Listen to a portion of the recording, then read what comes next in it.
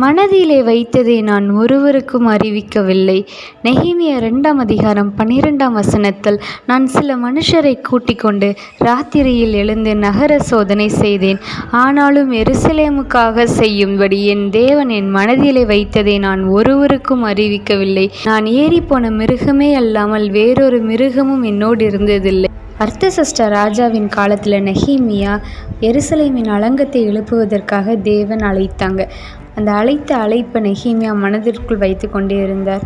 ஒரு ராத்திரி வேளையில் எருசலேமின் நகரத்தை நெகேமியா சுற்றி பார்த்தாங்க. ஆனாலும் எருசலேமுக்காக செய்யும்படி தேவன் அவர் மனதிலே வைத்ததை அவர் ஒருவருக்கும் அறிவிக்கவில்லை. இன்னைக்கு ராத்திரியில் ஆற்றோரமாக நெகேமியா எல்லாத்தையும் பார்வையிட்டு அதுக்கப்புறம் ஆசாரியர்கள்ட்டையும் பெரியவர்கள்ட்டையும் அதிகாரிகள்கிட்டையும் சொல்லுவாங்க, இந்த வேலையை நம்ம ஸ்டார்ட் பண்ணணும். இந்த பகுதியில் நம்ம ஒரு விஷயத்தை பார்க்கலாம்.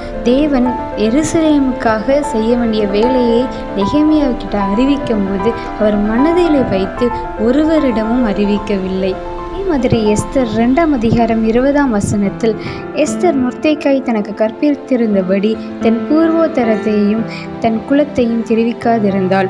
லூக்கா 2ஆம் அதிகாரம் 51ஆம் வசனத்தில், பின்பு அவர் அவர்களுடனே போய் நாசரேத்தில் சேர்ந்து அவர்களுக்கு கீழ்ப்படுத்தியிருந்தார்.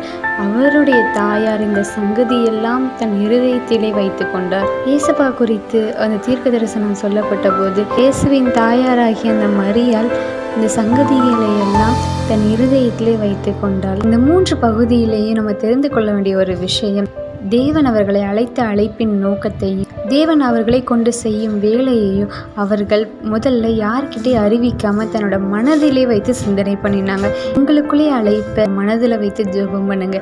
ஏற்ற வேலையில் உங்களை குறித்து வைத்திருக்க காரியத்தையும் உங்கள் மூலமாய் செய்ய வேண்டிய காரியத்தையும் ஆண்டவர் நேர்த்தியாய் செய்வார்.